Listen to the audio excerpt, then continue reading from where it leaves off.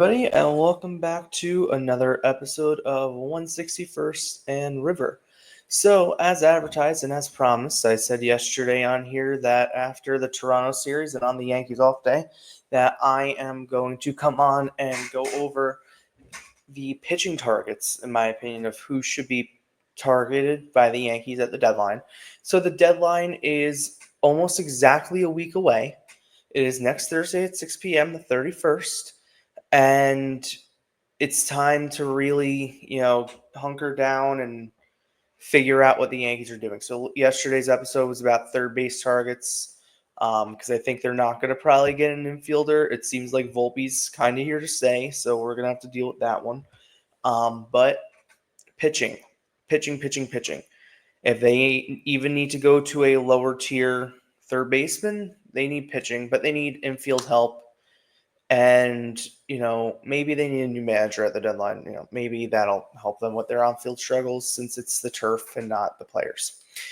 And they have a great defense, by the way. So let's get into some of these pitchers that I proposed. So what I did was I went through.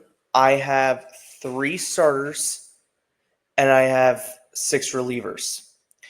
3 starters because they're only probably going to get 1 starter if they even do. And I think these would be the 3 safest bets, even though one of them is not having the best year, but I think has the potential and postseason pedigree to do big things if the Yankees were to acquire him. And 6 relievers because the Yankees need at least 2. And I think they need 2 back-end, high-end relievers because right now, if you look at the breakdown of the Yankee bullpen, they have 3 relievers that you trust and a bunch of known names that it's kind of hold your breath. Ian Hamilton's been better as of late. He's still a hold your breath candidate. Jonathan Loaisiga has been horrific and should not be put into any high leverage situation. Yesterday was not his fault, but should not be put into a high leverage situation. Luke Weaver and Devin Williams can only throw so many innings, and I'm still weary about Devin in a big game, but he's proving himself as time goes on. And obviously, Timmy Hill's been spectacular for the most part this year. But he gets a lot of ground balls, and those ground balls are finding grass. And something that would help is pitchers who can go deeper into games. So my first one is Seth Lugo. So I mentioned Lugo loosely, and I mentioned another person on the list loosely yesterday in my third base package. And I explained a little bit more about that in my column this morning. If you're not following me on X, you can find it on there. About the Yankees are rumored from Jim Bowden, The Athletic, to like Michael Garcia as an option. He mentioned it on Foul Territory. So I wrote a little bit about that this week. And I said that if he's open, if the Kansas City Royals are open to trading Michael Garcia, the Yankees should hop on that train. And I proposed a 3-person deal. More on that in the article. And Seth Lugo was included in the deal and a reliever as well. So Seth Lugo has been one of the most consistent and underrated pitchers in baseball. And this has been since he's become a starter for the past 2 years. He was a reliever with the Mets, so he has experience in the bullpen if something's not working. He has a deep pitch mix, very good command, and could be a middle-of-the-rotation presence. He could be your number 3, right? And you're going to need someone like this in the postseason. Lugo has always pitched very, very well at Yankee Stadium. That's another thing to add. He's pitched very well at Yankee Stadium in his career. He's a veteran with postseason experience in the American League, which would be very good. The Yankees need someone in the American League. He doesn't really walk a lot of people. He's ideal for Yankee Stadium with his pitch mix, right? 7-5 with a 2.95 this year. The Kansas City Royals are a middle-of-the-road offense. They don't score for him. So that's part of that. In 113 innings pitched, he's given up 17 home runs, so not, horrible. A 219 batting average, and about a walk per inning pitch, or a walker a hit. So he's averaging about 1 base runner per inning. Strikeouts. 99 strikeouts in 113 innings, not bad. He could strike you out. I think Seth Lugo is definitely a very, very good option for the Yankees if the Royals are selling.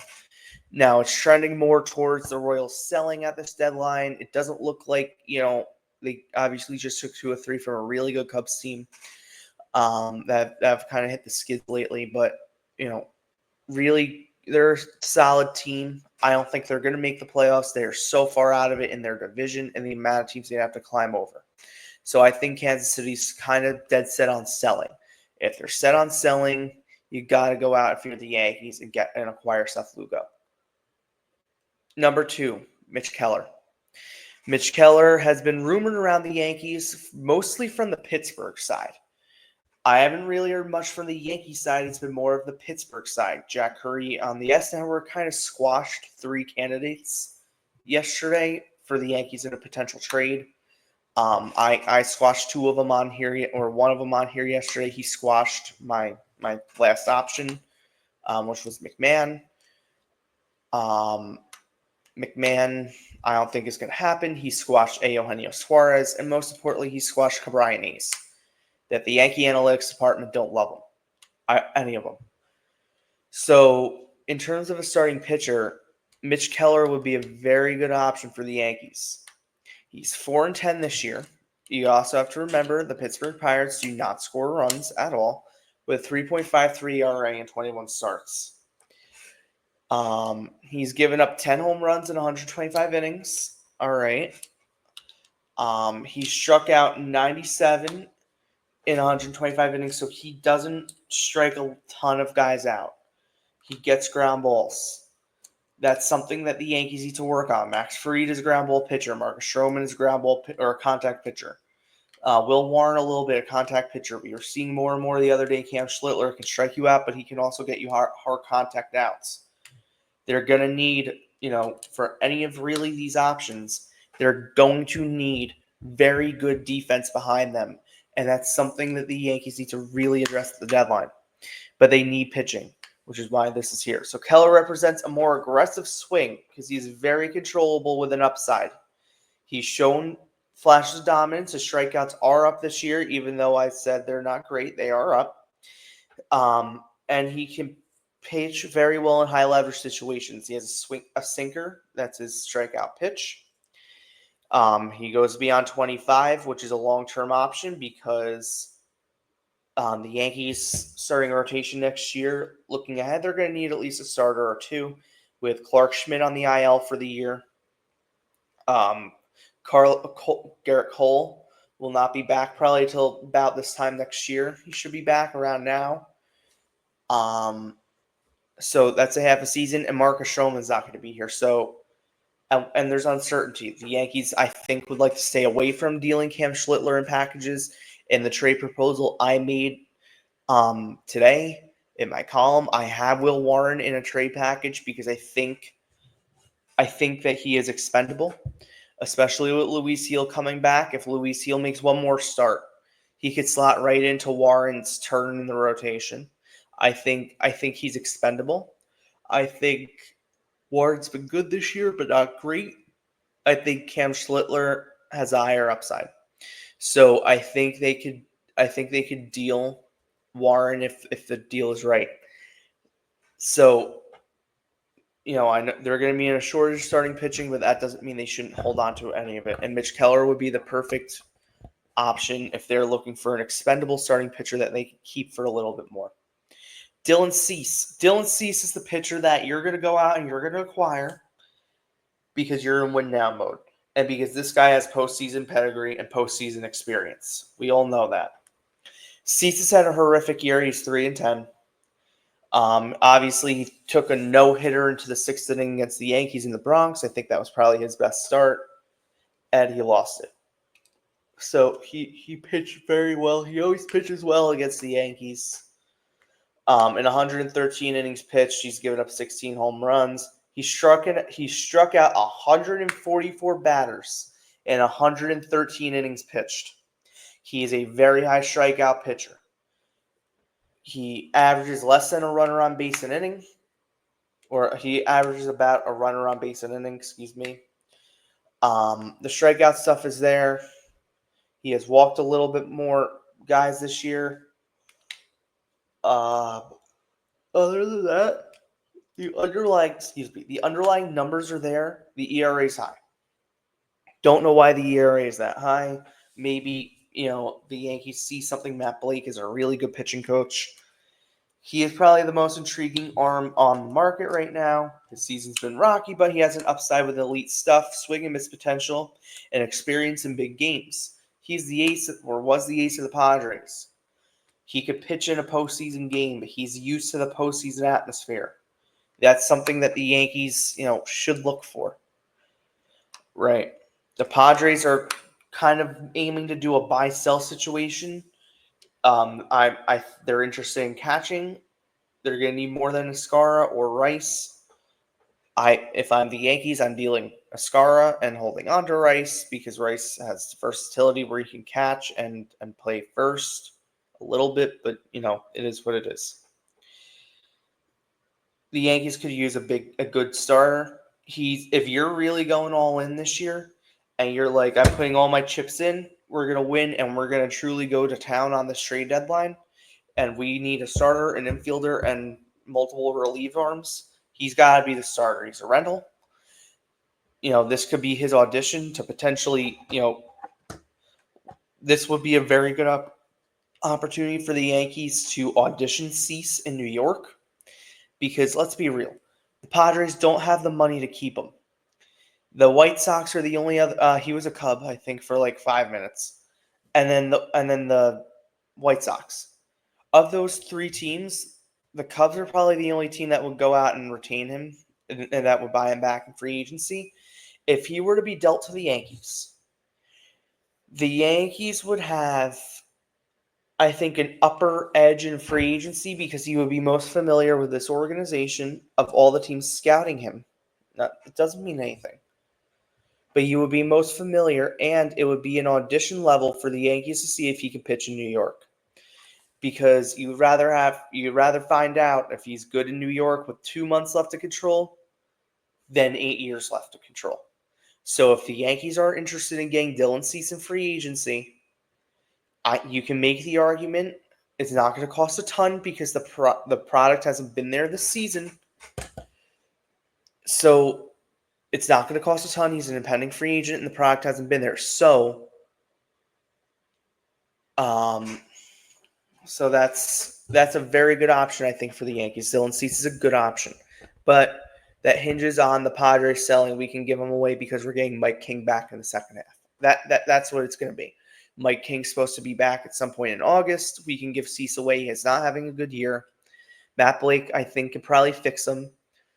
That would be if you're going all in and need an ace type. Because let's be honest, Max Fried has not pitched like an ace since like the beginning of June. I think there was that Red Sox start was the last time he was really dominant, 2 earned runs in like 6 or 7 innings pitched. That was the last time he was truly dominant. Since then, and I know the blister, again, the Cubs start, we won the Mets start. He won the Mets start. So good enough there. Last night was, I don't think, entirely his fault, but then again, he's walking batters, and you can't walk batters that aren't good. And when you're the ace of this staff, and when you're supposed to be the workhorse, and he had a perfect game going at one point, and was really looking dominant, and then all of a sudden it turned kind of like that Garrett Cole Mets start last year. That was a big game for the Yankees. That Garrett Cole Mets start ran a perfect game, and all of a sudden the game turned like a top. I think Max Fried's finding it. I know they showed the cut. It was not a blister. It was just a cut. He's fine. He seemed fine. And I think he's going to be fine. I think he's just worked a lot. I think that was also his first start in like 10 or 11 days, so the command wasn't there, especially as the Jays put good at-bats on him. He's going to see the Rays next week, who he's had his way with. That's a really good bounce back start for Fried. He's had his way with the Rays this year. In 2 games, I think he's given up like no runs against them. The Yankees have shut the Rays out in both games that he's pitched this year. So I'm not saying that I expect a shutout. I am saying I expect him to go, be dominant. He had the no-hitter that was retroactively taken away. He had that one game in the Bronx where Goldschmidt hit the 3-run jack and Weaver shut the door. So there was that. So I'm going to move on to relievers. Speaking of Weaver, I mentioned this at the top of the episode.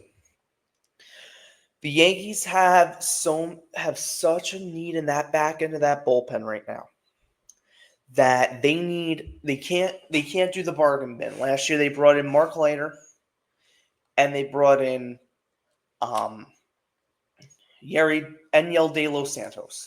Right? That was like the buzzer beater move from Cash. Yeah, that's not going to work. That's not going to cut it. You can't go for the bargain bin. You gotta go for the jugular here. You can't go to the bargain bin. It's going to cost a lot. High-end relievers are going to cost a lot, but you know what? That's the cost of winning a championship. And you know what? You could probably count on a really good reliever to do it in October. You can't count on the bargain bin guy that might be good for a couple of outings and then give up bombs. You can't have it. You need someone with a pedigree. I'm going to start with Ryan Helsley. Ryan Helsley has been an all-star closer in the past since St. Louis Cardinals. He's had a little bit of a tougher season this year. 4 home runs in 34 innings, not ideal. 12 runs in 34 innings, also not ideal. 34 hits in 34 innings, that's about a hit an inning.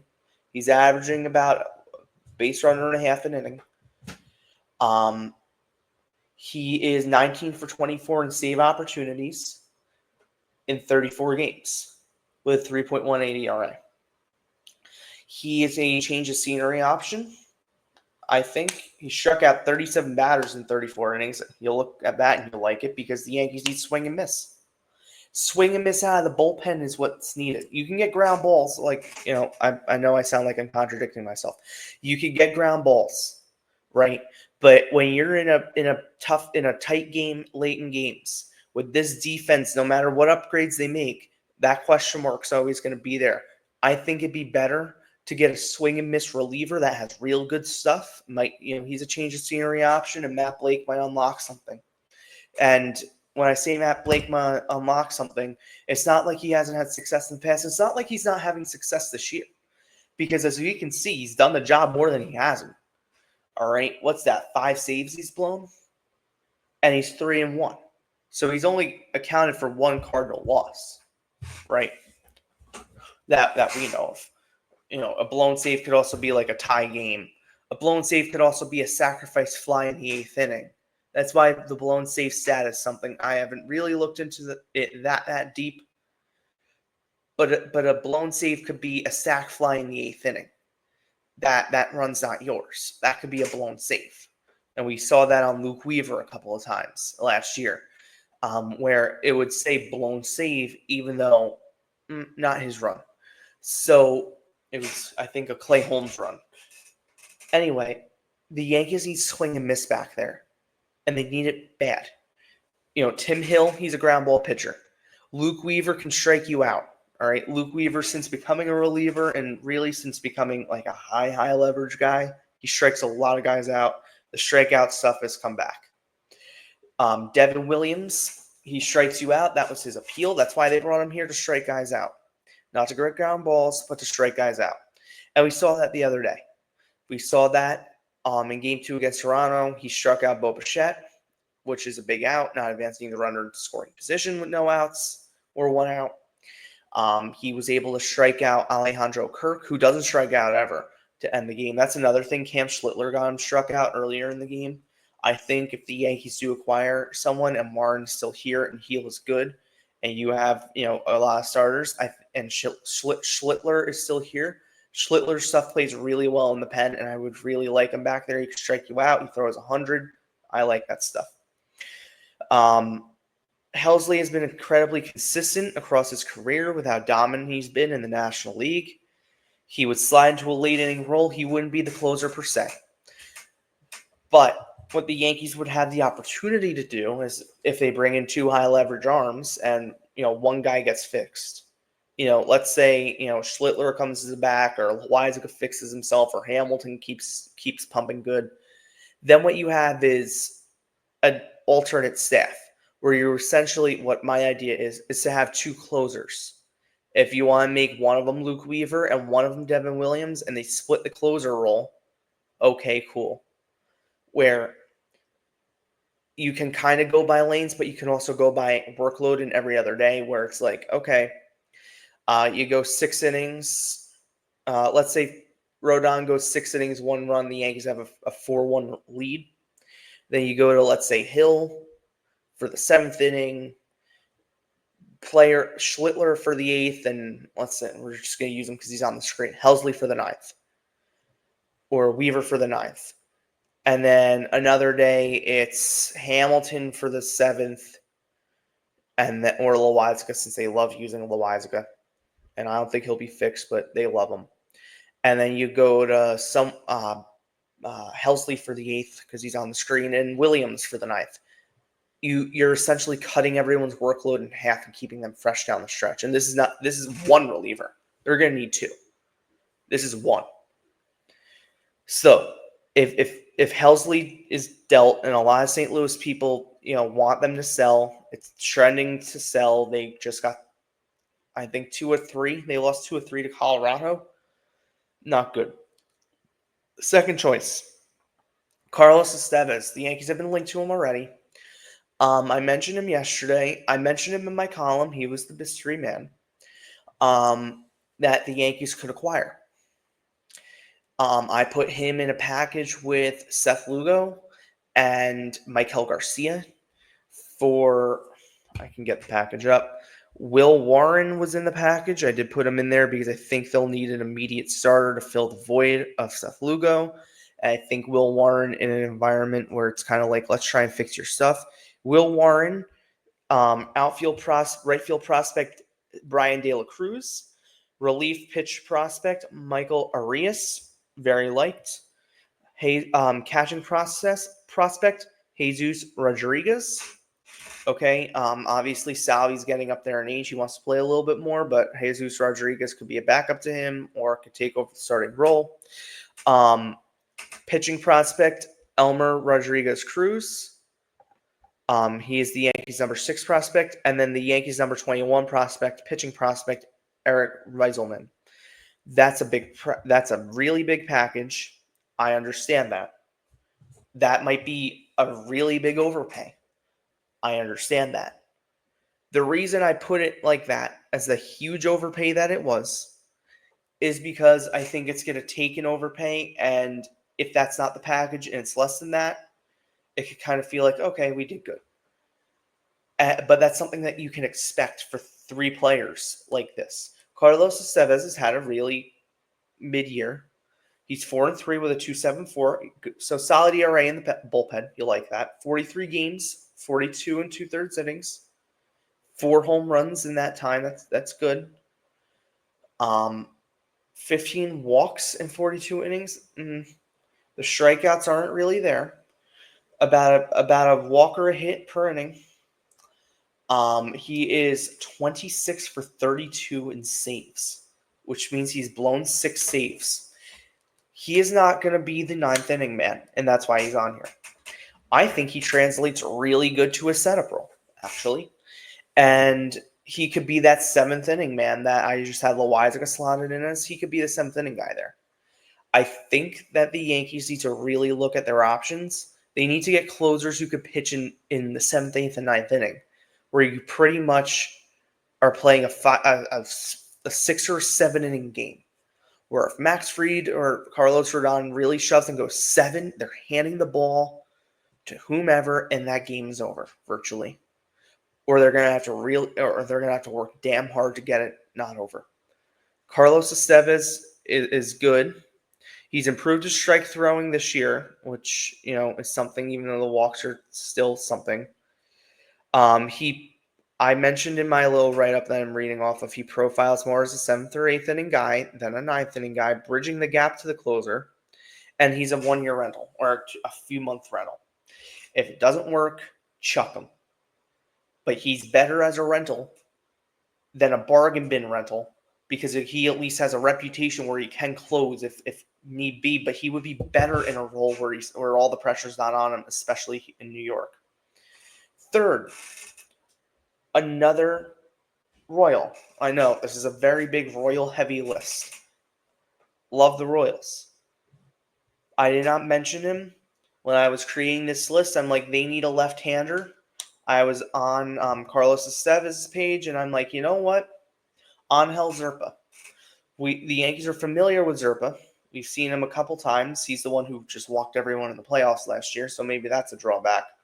He's 0-2 in save opportunities, but he has 8 holds.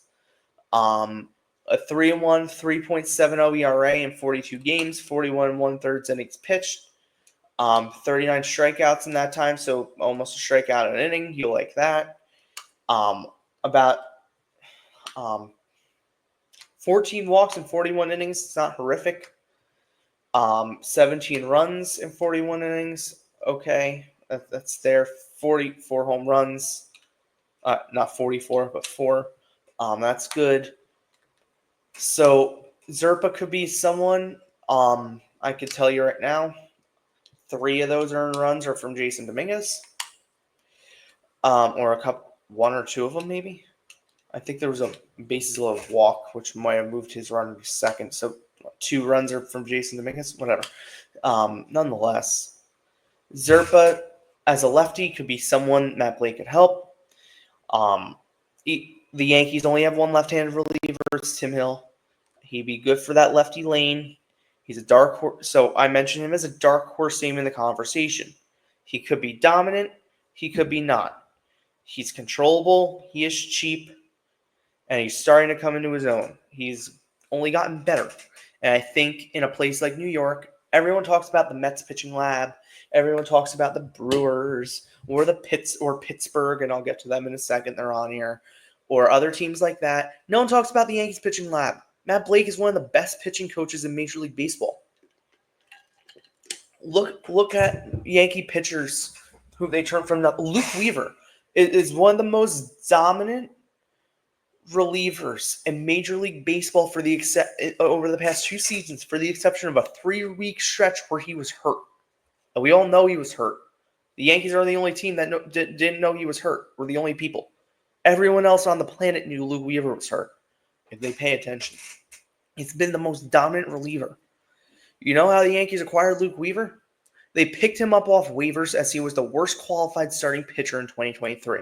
They picked him up off waivers from Seattle, brought him here, said we put him in spring training with the Yankees. The Yankees had him as a starter at first, and we're like, you know what? We think your stuff plays really good in the bullpen. And boom. That's it. And he's been one of the best pitchers since. I'm not saying Angel Zerpa's Luke Weaver, but I'm saying the Yankees have the reputation where they can change pitchers who are good and have potential into great pitchers with even higher potential. Next, David Bednar. He's been linked. David Bednar is a very good option.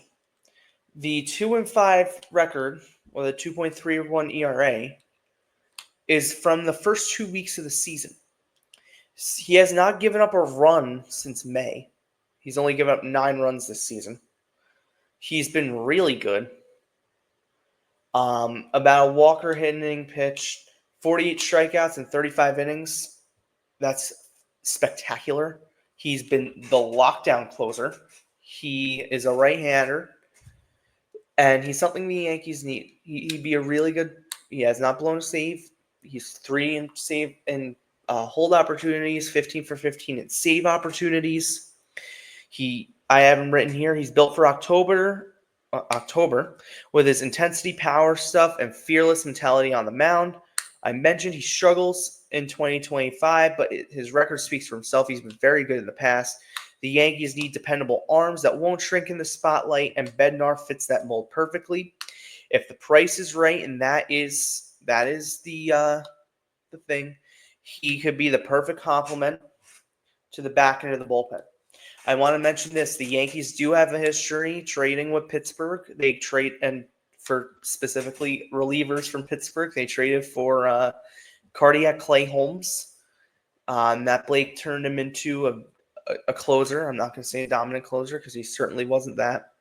Plus, I also like his nickname, Walkout Song. He's nicknamed the Renegade, and his walkout song is Renegade. I forget who that's by. Great song. Just a vibe. David Bednar is one of my top options. I actually really like him. He should be one of the top options for the Yankees to go out and acquire.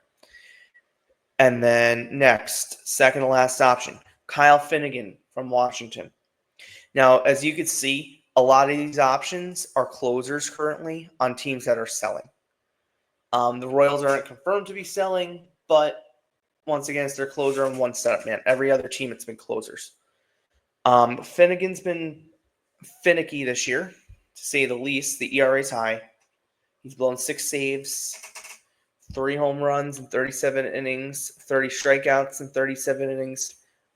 Don't know, how much, but he's on a team that's selling, and he's a free agent after the season, so that might be appealing to the Yankees, where they could see what he does here. He's been dominant in the past, so there's that.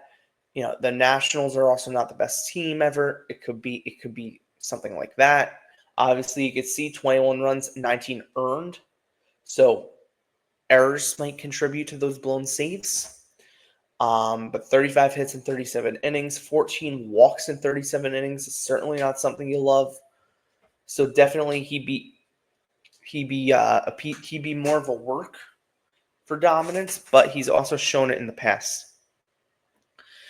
He's the type of reliever that doesn't get enough attention. He was excellent last year with a very good splitter. And with Washington becoming a seller, Finnegan becomes a prime target for a Yankee team that has seen too many leads disappear late this season. His experience and effectiveness under pressure makes him a great bullpen addition.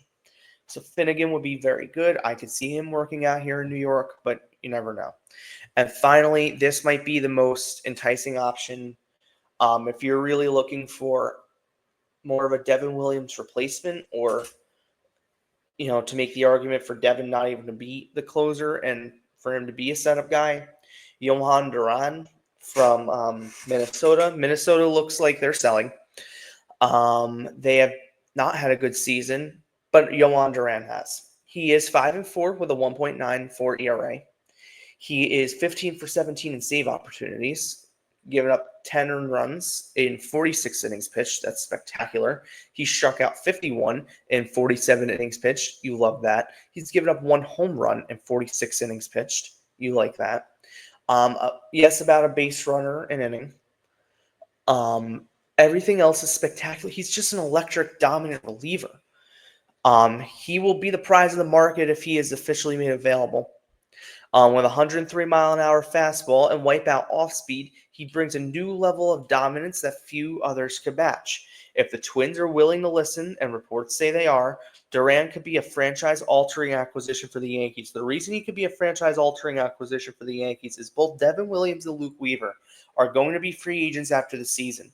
The Yankees have been very clear they like Luke Weaver in a setup role, not as the closer, not because he can't do it, but because he can get you more than 3 outs. The Yankees like the closer to only get 3 outs. They like Luke Weaver to get 6 outs or 5 outs, as he's been for his past 2 outings, and he's given up 1 hit in the past 10 innings or something crazy. He's been very good. Anyways, if the Yankees are looking for a controllable reliever, right? They're looking for a control reliever, and maybe they only want to retain one of the two. And I think if they make the choice to trade for Yohan Duran, then they're probably going to end up retaining Weaver because he could set you up. Duran then has control for a couple more years. He has elite stuff, and he'd be a postseason weapon, unlike anything they currently have in the bullpen. Because you got to remember, Devin Williams' postseason statistics are not great, and it's always good to have a fallback. And Devin's been very good lately, but as is with everybody, there's going to come a game, hopefully not soon, hopefully not this week at least, where he's going to spring a leak. It happens. Or maybe, he sprung the leak last week against those two teams, because if there was any save that he was going to blow in a big spot, it was Tuesdays, excuse me. If there was ever a save he would have blown, it was Tuesdays. So he's definitely shown, a level, and, seems like a really good person as well. So With that being said, those are my trade targets for Yankee pitching. The Yankees have their work to do. Brian Cashman and his lieutenants have their work to do between now and next Thursday. Um, Trade deadline is about a week and 49 minutes out. They have their time. They're gonna do it as of the time I'm recording this, but the 31st, as I mentioned before, and they have a list. And if the Yankees want to win a World Series and they're hell bent on doing it, then they need to follow this list. They can't go to the bargain bin anymore. They need to get strong arms in here now.